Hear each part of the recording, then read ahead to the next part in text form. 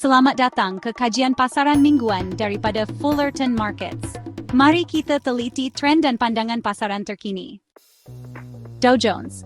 Saham jatuh pada hari Jumaat kerana kebimbangan mengenai tarif dan inflasi membebani pasaran, mengakhiri minggu yang tidak menentu. Dow Jones jatuh 444 mata, 0.99%, kepada 44,303. Manakala S&P 500 dan Nasdaq masing-masing jatuh 0.95% dan 1.36%. Presiden Trump mengumumkan rancangan untuk tarif timbal balik, menambahkan lagi ketidakpastian apabila hasil perbendaharaan melonjak melebihi 4.5%, susulan sentimen pengguna yang lemah, dan jangkaan inflasi yang meningkat. Indeks sentimen University Michigan jatuh kepada 67.8, manakala jangkaan inflasi 1 tahun mencecah 4.3%, tertinggi sejak November 2023. Saham teknologi bergelut, dengan Amazon jatuh 4% atas panduan yang lemah dan Alphabet meneruskan penurunan selepas pendapatan. Pasaran telah turun naik sepanjang minggu berikutan keputusan tarif Trump, dengan keuntungan pertengahan minggu dipadamkan oleh kebimbangan perdagangan yang baharu pada hari Jumaat, meninggalkan indeks utama dalam keadaan merah. US 30 USD harian. Dow Jones menghadapi penolakan kuat pada rintangan 45.000, membentuk corak dua puncak. Harga kini dalam mod pembalikan, menyasarkan julat bawah antara 43.300 dan 41.600. Zon kuning muncul sebagai titik masuk yang ideal. Emas. Harga emas meningkat pada hari Jumaat, menandakan keuntungan mingguan ke-6 berturut-turut kerana peningkatan ketegangan perdagangan AS-China mendorong pelabur ke arah aset selamat.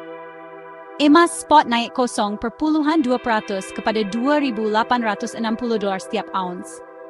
Pada awal minggu lalu, emas mencecah paras tertinggi sepanjang masa, yaitu $2,882, didorong oleh kebimbangan mengenai tarif yang dikenakan oleh Presiden Donald Trump.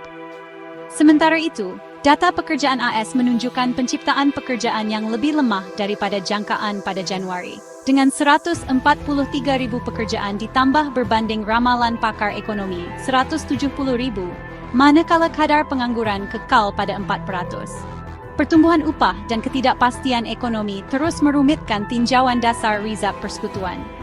Selain itu, langkah China untuk membenarkan beberapa dana insurans melabur dalam emas menambah lagi sokongan kepada pasaran.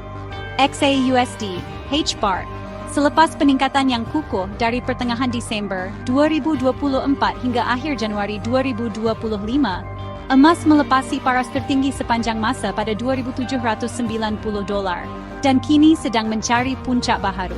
Harga mencecah lanjutan Fibonacci 50% pada $2,887 dan menyasarkan tahap 61.8% pada $2,911 setiap ounce.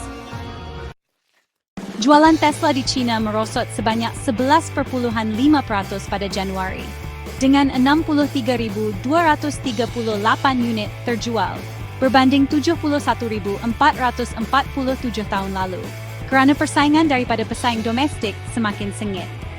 Sementara itu, pembuat kereta China BYD menyaksikan peningkatan tahun ke tahun sebanyak 47%, menjual 296,446 kenderaan elektrik dan hibrid.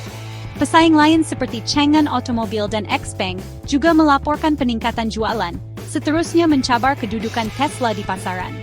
Sebagai tindak balas, Tesla telah bergantung pada potongan harga dan insentif pembiayaan, termasuk pelan pinjaman faedah 0% untuk mengekalkan minat pelanggan.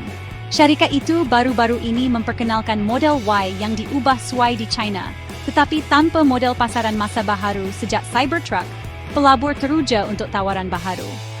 Tesla telah memberi bayangan untuk melancarkan EV yang lebih berpatutan pada awal 2025, sambil berusaha untuk memperkenalkan teknologi pemanduan sendiri penuh di China tahun ini. TSLA, harga kini didagangkan berhampiran paras rintangan utama yang bertukar menjadi sokongan, dan dijangka akan menyatu untuk seketika. Pengesahan diperlukan untuk isyarat yang sah, sama ada dengan penembusan di atas garisan aliran menurun pada 400 atau penembusan di bawah sokongan pada 360. Nantikan kerana kami akan mengkaji dengan lebih mendalam tentang perubahan pasaran ini dan potensi impak masa depannya. Kami Fullerton Markets.